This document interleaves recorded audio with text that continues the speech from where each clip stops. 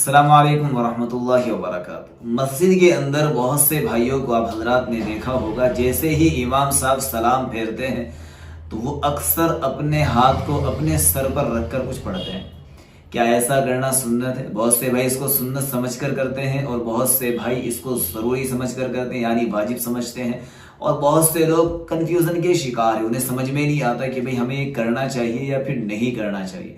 आज इंशाअल्लाह इस वीडियो के ज़रिए से आपके सारे डाउट्स क्लियर हो जाएंगे, आपको बात अच्छे से समझ में आ जाएगी। नमाज के बाद जो लोग माशाल्लाह जो पढ़े लिखे हैं, समझदार हैं, वो तो इस अमल को बतौर वजीफा करते हैं। बात को अच्छी तरह से समझना कि पहली बात तो यह है दोस्तों कि यह अमल सुन्नत नहीं है। अगर आप इस अमल को सुन्नत समझकर करेंगे तो ये दीन में इजाफे वाली बात हो जाएगी और ये फिर बिदात कहलाएगा, यानी एक गुमराही का रास्ता खुल जाएगा।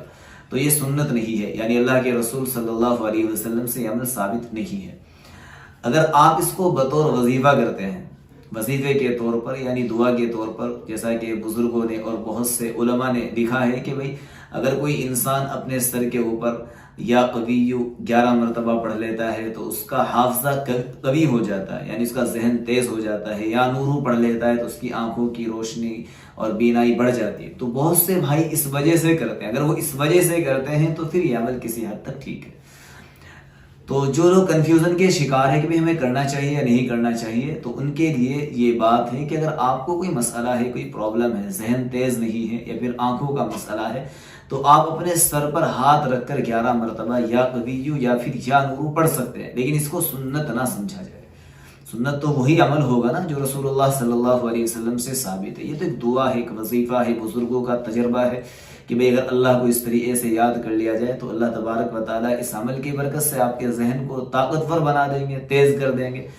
तो अगर इस नीयत से आप कर रहे हैं तो फिर ठीक है, और अगर सुन्नत समझ कर कर रहे हैं फिर इसको छोड़ देना चाहिए। जो भाई सुन्नत समझ कर करते हैं तो उनका ये अमल बिल्कुल गलत है, उनको मना कर देना चाहिए।